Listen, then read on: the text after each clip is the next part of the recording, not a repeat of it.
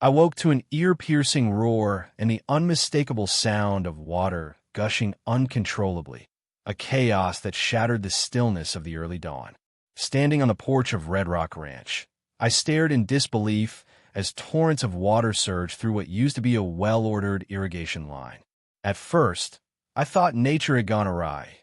Perhaps a frozen pipe had burst in the deep winter chill. But within seconds, the truth became painfully clear. Someone had tampered with my water system. My heart pounded as I rushed outside and saw the evidence. A tangled mess of exposed pipes and erratic water flow that spilled across my fields.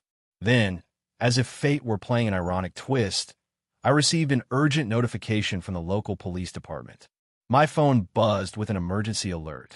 The water line I'd painstakingly built to support my farm was also supplying the headquarters of our county's police. It hit me then. The saboteur had no idea what they were meddling with. I recalled the notorious reputation of one Karen Miller, the self-appointed enforcer of Crescent Meadows HOA. Known for her obsessive scrutiny over every minor detail, from crooked fences to unauthorized decor, Karen had long been a thorn in my side. Her latest misadventure? She had deliberately cut off my water supply, aiming to force compliance with her absurd standards. I had thought her petty interference couldn't possibly go further, but now the ramifications were explosive. My water system, integral not only to my farm, but also critical to powering the police HQ, was in chaos. In that pulse-pounding moment, a mix of indignation and resolve surged through me. This wasn't just about water or fines. It was about exposing how destructive, unchecked authority could be. I realized that Karen's act of sabotage would soon reverberate far beyond my fields. As the first rays of dawn pierced the horizon and the water continued its uncontrolled rush, I vowed that I would not let her antics go unanswered. Today, her reckless interference was going to come back to haunt her, and it would do so with consequences that no one in Crescent Meadows would soon forget. Red Rock Ranch had been in my family for generations. A sprawling 300-acre legacy nestled on the outskirts of Crescent Meadows, a community famous for its manicured lawns and strict adherence to uniformity. Our ranch wasn't just a piece of land. It was a testament to hard work, self-reliance, and a deep-rooted respect for nature. I had modernized many aspects of the ranch over the years, installing a state-of-the-art irrigation system powered by solar panels and fed by an intricate network of water lines that sustained our crops and livestock. Every drop of water was precious, and every system was carefully maintained to keep the ranch thriving. Crescent Meadows, in stark contrast, was a picture-perfect suburban enclave where conformity reigned supreme. Governed by inflexible homeowners association, every detail, from the color of your mailbox to the height of your hedges, had to meet rigorous standards. At the helm of this regime was Karen Miller, notoriously known as HOA Karen. In her early 50s and always impeccably dressed in conservative attire, Karen carried a clipboard like a badge of honor. She patrolled the neighborhood with an unwavering sense of duty, ready to report any minor infraction with the fervor of a town crier. To Karen, any deviation from the approved norm was not only unacceptable, it was a personal affront. I, however, was not one to be bound by such arbitrary rules. Though I grew up in Crescent Meadows, my heart belonged to Red Rock Ranch, a place where creativity and tradition coexisted in imperfect harmony. I prided myself on building a business based on honest, sustainable agriculture, selling fresh produce and homemade goods at my farm stand. My stand was a lively counterpoint to the sterile uniformity of Crescent Meadows, a burst of color and personality that drew people from near and far. Yet, my independent spirit had long clashed with Karen's uncompromising vision of order. Over the years, Karen had fined me for unauthorized modifications to my property, a term that, in her eyes, applied to anything that deviated from her narrow view of perfection. Whether it was the vibrant murals on my barn walls or the unconventional layout of my irrigation system, nothing was off-limits for her scrutiny. But nothing could have prepared me for her latest stunt, sabotaging my water line. Not only did this act directly threaten the livelihood of my ranch, but it also imperiled a critical link that connected my system to the local police headquarters, a link that, unknown to Karen, ensured the public safety services operated smoothly in our community. The revelation that my water was shared with the police HQ made the sabotage even more infuriating. I had always maintained that my farm was my sanctuary, a place where I could innovate and sustain life. Now, Karen's meddling had the potential to disrupt not just my operations, but also the very safety net of our community. In that moment, I resolved that her actions would not go unpunished. My response would be swift and decisive, a stand that would reclaim my rights and expose the folly of her overreach. My ranch, with its weathered barns, lush fields, and the steady hum of the irrigation system, had always been a haven of independence. It was here that I learned the value of hard work, the dignity of honest labor, and the freedom to live life on my own terms. In contrast, Crescent Meadows was a world of meticulous order and rigid expectations, where individuality was often sacrificed at the altar of conformity. My battle was not just about water. It was about asserting my right to be different, to innovate, and to ensure that no one, not even a self-appointed enforcer like Karen Miller, could dictate how I manage my property. The sabotage came without warning one frigid winter night. I was awakened by the blaring alarm of my security system, a shrill, unrelenting sound that signaled something was terribly amiss with my water line. Rushing outside, I was greeted by a scene of chaos. Water gushing uncontrollably from ruptured pipes, soaking the ground in what looked like a miniature flood. It didn't take long for me to piece together the evidence. Reviewing the security footage, I saw a shadowy figure in a dark coat and gloves, creeping along the side of the barn and tampering with the main water line. The culprit was none other than Karen Miller. The footage was damning. Time-stamped recordings showed her deliberate act of cutting or dislodging a critical valve, the very valve that regulated the flow of water, not only to my irrigation system, but also, unknowingly to her, to the local police HQ. It was as if she intended to send a message, a punitive measure against me for daring to defy her petty rules. The ramifications, however, were far greater than she had imagined. The next morning, the fallout was immediate. Neighbors called out in disbelief as the normally steady flow of water became erratic and sparse. My fields, once nourished by a robust system, began to show signs of drought stress. And then came the phone call from the local police. Their headquarters was experiencing a sudden shortage of water, compromising routine operations and triggering alarm among the officers. The news spread like wildfire through Crescent Meadows. The waterline sabotage had not only targeted my ranch, but was now affecting a critical public service. Fueled by a mix of anger and resolve, I immediately compiled all the evidence. I saved every frame of the security footage, printed out detailed logs showing the sudden drop in water pressure, and documented eyewitness account from neighbors who had noticed unusual activity near my barn. I sent a formal complaint to the HOA board, demanding immediate disciplinary action against Karen Miller for her reckless interference. I made it clear this was not just a personal grievance. It was a threat to the safety and well-being of our entire community. Karen, ever defiant, tried to downplay the incident in a flurry of frantic social media posts, claiming that she had acted in the community's best interest and that the water disruption was merely an unfortunate side effect of necessary maintenance. But the digital evidence was overwhelming. Neighbors rallied behind me, sharing my posts and adding their own accounts of the strange happenings at my property. Hashtags like #WaterSabotage and #NoMoreKaren began trending in our community forums, and the collective outrage was palpable. I knew that the HOA board would not ignore such a clear violation of property rights and public safety. I prepared for a meeting, gathering statements, video clips, and expert opinions from local engineers who confirmed that the tampering was deliberate and irresponsible. My argument was straightforward. Karen's actions had endangered not only my farm, but also the essential services of the police HQ, and such behavior could not be tolerated. As pressure mounted, discussions began to swirl about possible punitive measures, from fines to complete expulsion of Karen from any decision-making role. The board was split. Some members, swayed by Karen's long-standing reputation, urged leniency, while others demanded strict accountability. The community's digital dossier, now bolstered by support from concerned citizens and local authorities, made it clear that this incident was a turning point, a moment when the collective voice of the residents would no longer be silenced. I continued to update my online community with every new piece of evidence, urging residents to join me in a petition for comprehensive reform of the HOA's enforcement policies. The petition quickly gathered thousands of signatures, and soon, the pressure on the board became too great to ignore.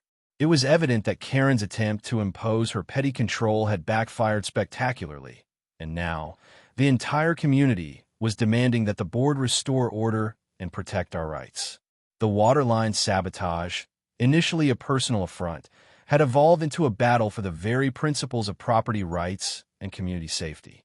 Every shared video clip, every post, and every signature on the petition was a testament to the fact that the residents of Crescent Meadows would no longer stand for arbitrary abuse of power.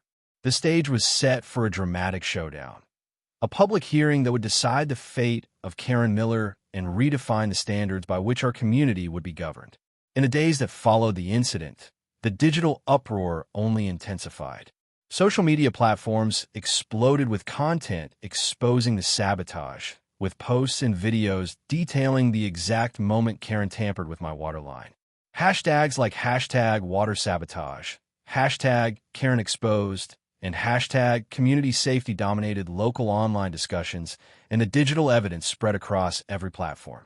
Neighbors who had long been wary of the HOA's strict policies found their voices, sharing their own experiences of arbitrary fines and intrusive enforcement. The collective sentiment was clear.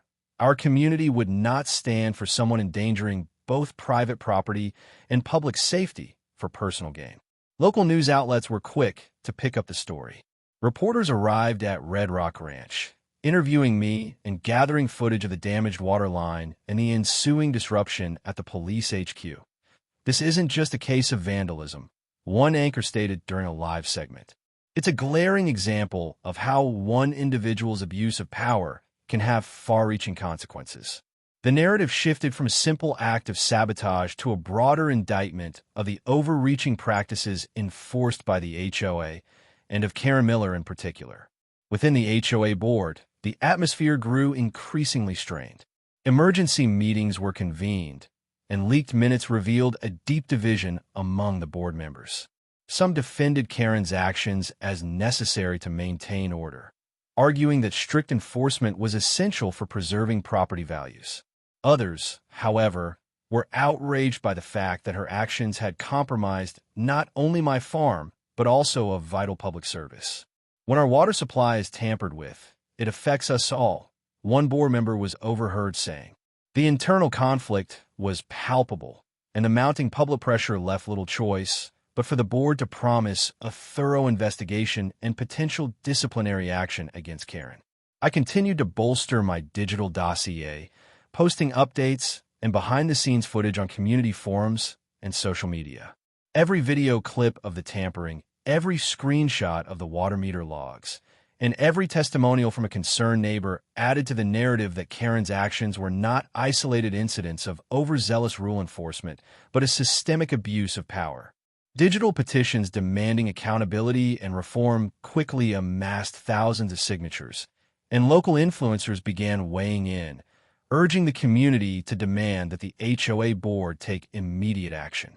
As the controversy grew, the police HQ, affected by the disrupted water supply, issued a statement condemning the sabotage.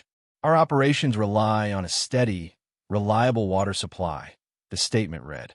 Any deliberate tampering with this system not only endangers public safety, but undermines the trust we place in our community's infrastructure. This official condemnation added significant weight to the public outcry and further isolated Karen's actions as reckless and unacceptable. The community's response was swift and resolute. Neighbors organized impromptu rallies outside the HOA office, chanting slogans like, "Water is life," and "No more Karen." Every shared post, every supportive comment, and every piece of digital evidence reinforced the community's determination to stand up against arbitrary power. The once quiet discussions about HOA policies evolved into a full-blown movement for transparency and accountability in Crescent Meadows. It was clear that if the board did not act decisively, the legacy of Karen's overreach would continue to fester, endangering both private property rights and essential public services. In the lead-up to the final public hearing, I attended community meetings, spoke with fellow residents, and urged everyone to demand that the HOA board implement concrete reforms. The sense of unity was palpable, and the digital petition I had initiated soared in numbers. My updates, featuring expert analyses of the water system and compelling footage of the sabotage, became the rallying cry for a community that was fed up with arbitrary rule enforcement. By the time the final hearing was announced, the entire community was buzzing with anticipation. Every social media platform, local news report, and community forum echoed a single message: property rights must be respected, and no one, especially not an overzealous enforcer like Karen Miller, had the right to jeopardize our safety for personal vendettas. The stage was set for a dramatic confrontation, a final showdown where the collective voice of Crescent Meadows would force the HOA board to make a choice between outdated authoritarian practices and a new era of fairness and accountability. The decisive moment came on a crisp, clear morning at the Crescent Meadows Community Center. The boardroom was packed with HOA officials, local law enforcement representatives, community leaders, and hundreds of determined residents, all gathered for the final public hearing that would decide the future of our community's enforcement policies. With an unwavering presence and steely resolve, Councilwoman Diana Morales stepped up to the podium, her eyes reflecting the hope and determination of a community that had had enough. After a thorough review of all digital evidence, including time-stamped security footage, detailed water meter logs, and the impassioned testimonies of our residents, we have reached an inescapable conclusion. Councilwoman Morales began, her voice ringing with authority. It is abundantly clear that the actions taken by Mrs. Karen Miller, specifically her deliberate sabotage of our local water line, which not only jeopardized private property, but also disrupted the vital operations of our police HQ, were driven by personal bias and constitute a gross abuse of power. Our community's fundamental rights, both to secure our property and to ensure public safety, have been compromised. A heavy silence fell over the room as Morales continued. Effective immediately, the HOA board will rescind all sanctions related to this incident and initiate a full disciplinary review of the policies that allowed such an overreach. We will also implement new guidelines to protect the rights of every resident and to ensure that public services, such as the police HQ's water supply, are never endangered by individual malfeasance. Today's decision is not merely about reversing an isolated act. It is a resounding declaration that Crescent Meadows will no longer tolerate arbitrary, self-serving actions that threaten our community. Her words struck a chord, and murmurs of approval rippled through the assembly.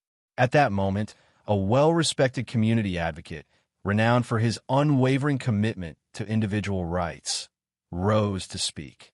"Today, we stand united," he declared, his voice firm and impassioned. "No resident should ever have their right to secure property and public safety undermined by the petty vendettas of an overzealous enforcer. Let this vote mark the turning point, a clear signal that our community values justice, accountability, and the sanctity of our essential services above all else. We demand that every violation of our rights be met with swift, decisive action." His declaration was met with thunderous applause, uniting everyone in a powerful call for reform. Following his address, a senior officer from the local utility department presented the final dossier, a meticulously compiled record of all digital evidence, expert testimonies, and official reports confirming the routine operation of my water system and the deliberate sabotage orchestrated by Karen Miller. The evidence was irrefutable. The disruption had not been an accident, but a targeted act of malice, and the consequences extended far beyond my farm, affecting the critical operations at the police HQ. The Internal Affairs panel unanimously endorsed strict disciplinary measures against any abuse of power, and the full report was scheduled for immediate public release. Councilwoman Morales concluded, "Let this resolution mark the dawn of a new era for Crescent Meadows, a community where every resident's rights are respected and where public authority is exercised with fairness and integrity. Our vote today is a resounding declaration that we will protect our freedoms, our property, and our essential services from those who would impose their personal vendettas on us. Together, we stand for justice, accountability, and the inalienable right to live in a safe and secure community." Her final words, delivered with unwavering conviction, sealed the turning point in our battle for property rights and public safety. In that defining moment, as every face in the boardroom shone with determination and hope, the balance of power shifted irrevocably. The overwhelming digital evidence and a unified voice of the community forced the HOA board to take decisive action, a turning point that would forever reshape the governance of Crescent Meadows. The days of arbitrary enforcement were over, and a future built on respect for individual rights and public safety was finally within our grasp. In the weeks that followed the historic vote, Crescent Meadows underwent a profound transformation. News of the rescinded sanctions and the sweeping reforms enacted by the HOA board spread rapidly through local media and social networks, sparking vigorous debates about property rights, community governance, and the imperative to protect essential services. Editorials in the local newspaper, with headlines such as "A New Dawn for Crescent Meadows" and "Community United for Justice," lauded the decisive actions taken to safeguard both private property and public safety. Hashtags like #PropertyRights, #NoMoreOverreach, and #SafeAndSecure trended widely, reinforcing our community's commitment to hold power accountable. Town hall meetings and community forums saw record attendance as residents gathered to share their personal stories and to envision a future where individual expression and safety were honored equally. Neighbors, once cowed by the threat of arbitrary fines and intrusive enforcement, now spoke openly about their right to manage their property in a way that reflected their unique identities and needs. Our community is built on trust and respect, values that must never be compromised, one resident declared passionately at a bustling meeting, his voice echoing through the crowded hall. The atmosphere was one of hope and renewal, a promise that Crescent Meadows would forever be a place where public services and private rights coexisted in harmony. Within the reformed HOA board and local utility departments, swift changes were implemented. Senior officials, led by Director James Carter and Lieutenant Marcus Reed, initiated comprehensive training programs focused on ethical conduct, cultural sensitivity, and the responsible management of community resources. Regular internal audits and transparent disciplinary processes were established to ensure that every complaint would be carefully scrutinized and that no resident would ever again suffer from arbitrary enforcement. Our duty is to protect the rights and well-being of every member of our community, Lieutenant Reed affirmed at a follow-up press conference, his words resonating with a renewed spirit of fairness. Community leaders and local civil rights organizations also mobilized to empower residents. Workshops, public forums, and educational campaigns were organized to raise awareness about the importance of property rights and the need to safeguard our essential services from individual malfeasance. When we unite, our collective voice can dismantle even the most entrenched systems of oppression, a local activist proclaimed at a town hall meeting, inspiring residents to stand together in the fight for justice. For me, the journey from confrontation to resolution was both deeply personal and profoundly transformative. My decision to expose and retaliate against Karen Miller's reckless sabotage by defending my water system and revealing the far-reaching consequences of her actions had not only restored my property rights, but had also ignited a movement for accountability throughout Crescent Meadows. Neighbors who had long suffered under the oppressive shadow of arbitrary fines found their voices, sharing their own tales of injustice and uniting in the pursuit of a more transparent and equitable community. The digital evidence that laid bare Karen's misdeeds became a symbol of our resilience, a rallying cry for every resident who believed in the inalienable right to live without fear of bureaucratic overreach. Karen Miller, once the feared enforcer of outdated rules, was now reduced to a cautionary tale, a stark reminder that no one is above accountability when a community stands together. Her influence dwindled rapidly as digital records of her past transgressions circulated widely, underscoring the critical need for reform and the perils of unchecked power. At a final celebratory event held in the Central Park of Crescent Meadows, residents, local officials, and community advocates gathered under the soft glow of the setting sun. A large banner reading "Unity, Freedom, and Public Safety" was unfurled between majestic oak trees, and heartfelt speeches echoed with promises of a brighter, more inclusive future.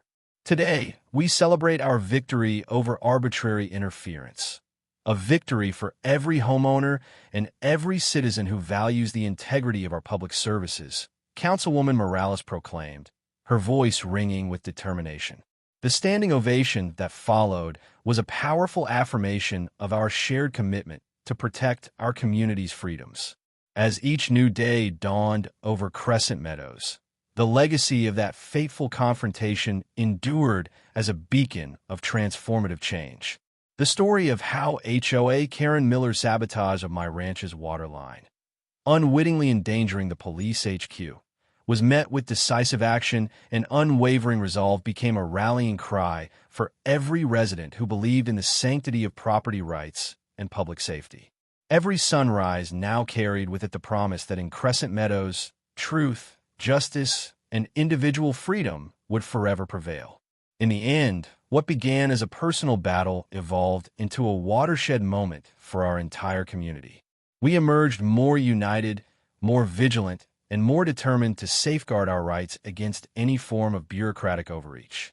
And as the sun rose each morning over our reclaimed neighborhood, it carried with it the promise that Crescent Meadows would forever be a place where creativity, integrity, and respect for essential public services shone as brightly as the dawn.